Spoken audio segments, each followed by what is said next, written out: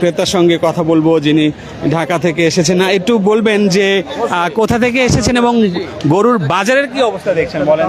আমি ঢাকা লালবাগ থেকে এসেছি। বাজার বাজার আসলে বাজারের মতো বাজার ঠিক আছে, যদি আপনি নিতে চান নিতে পারবেন, মানে কিন্তু অনেকেই বলছে যে দাম একটু বেশি। সাধ্যের সাথে সামর্থ্যের সাথে স্বাদ মিলানো একটু কষ্টকর হয়ে যাবে সবার জন্য ওভারঅল।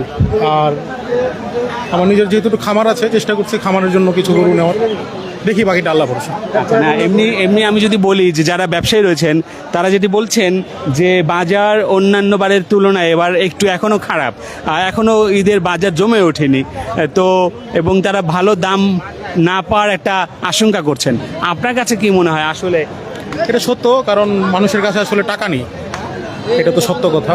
মানে স্বাদ থাকলেও সাধ্য অনুযায়ী তো সবাই চেষ্টা করে, তো এই কারণে হয়তো বা গরু একটু একটু খারাপ যাচ্ছে।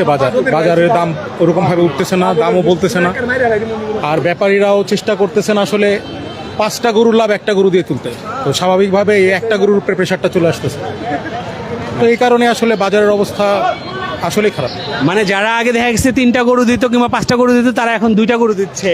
তারা এখন গরুর পরিমাণ কমে গেছে, যা মানে সামর্থ্য থাকলেও গরুর পরিমাণ অনেক কম। তো ওভারঅল মানে এই কারণে, মূলত এই কারণে, অন্য কোনো কারণে। অর্থাৎ মানুষের ক্রয় ক্ষমতার আর কি এটা ব্যাপার। তার কারণে গরুর মার্কেটে সরাসরি এফেক্ট করছে। ঠিক আছে।